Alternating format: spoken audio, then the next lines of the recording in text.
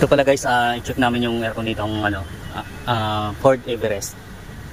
So matic siya, mahina yung lamig niya.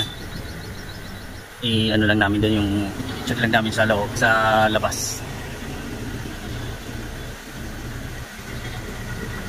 Sarap i-drive to. Sarap i-drive. So yan, i-check lang namin itong ano, yung gauge. Kasi wala akong makitang ano dito eh. Wala akong makitang naglalangis dito sa labas.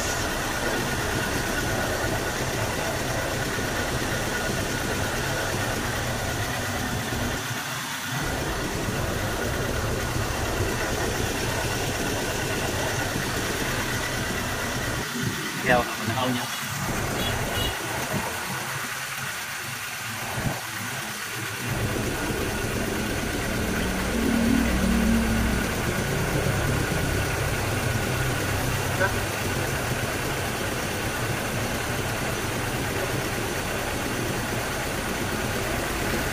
Oo.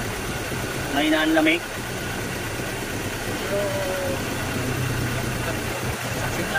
May wala lang, kunti na lang yung ano niya, oh. Karga. Ito yung so check lang namin yung ilalim nito, yung dito ng ano niya sa may condenser, baka may marking na naglalangis dito. Kasi kaunti na lang yung laman ng preyon niya.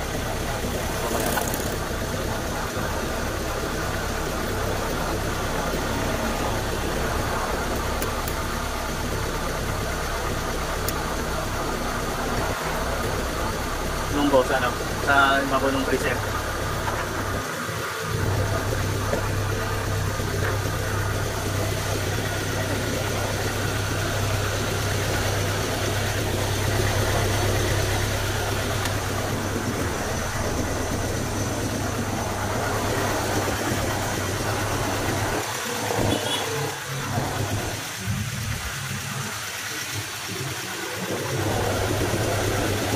So wala akong makita ano dito, drainage dito sa labas.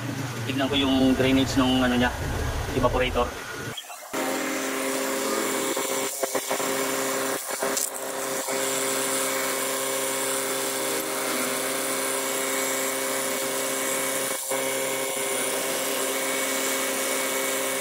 So hindi ko makita yung drain, nakatago. Kailangan siguro kargahan muna to para makita yung tumutulo niya.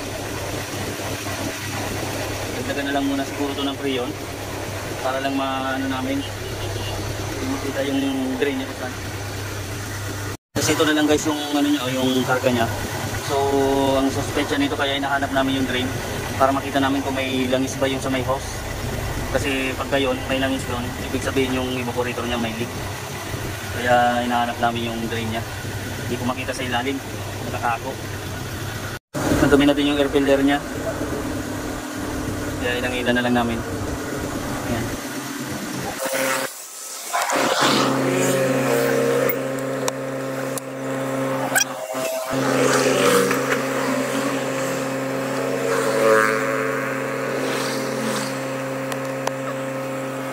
Linisin muna namin itong condenser niya. Sige on! Kasi ang daming dumi.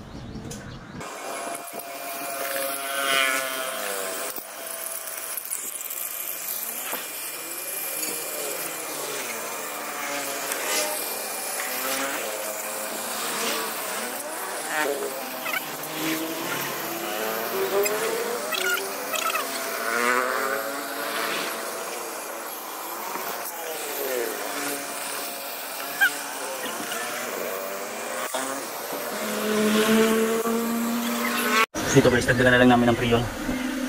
Inano ko na to. Malamig kasi kaya ano.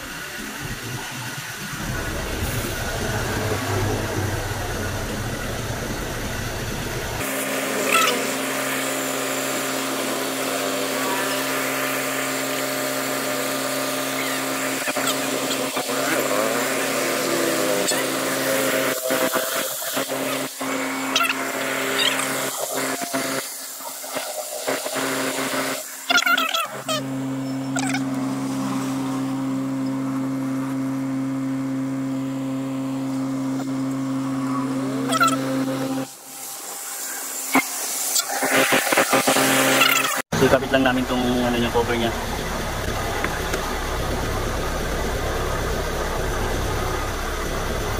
Dito at saka oops, malaglag. Ingat pagka nandiyan dito oh. Saka dyan lang dito. Dalawang piraso lang yan.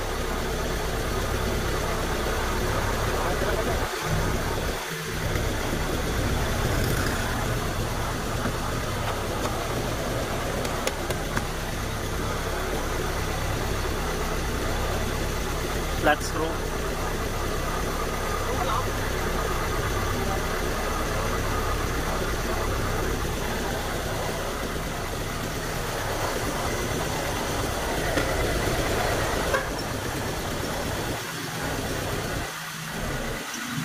Ito yung karga niya guys, 50. Malaki kasi system nito. Dalawang ano to, dual evaporator.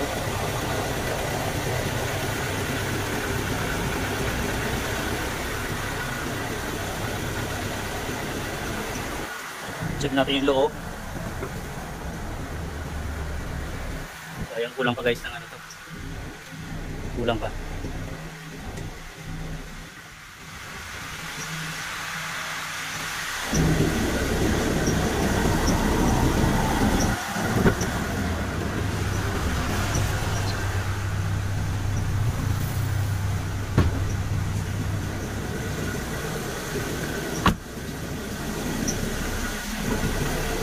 So ito guys, okay na yung lamig dito. So kompleto na yung freon nito. Ayan. Tignan natin yung sali. Rear, iba po, ano. Aircon, rear.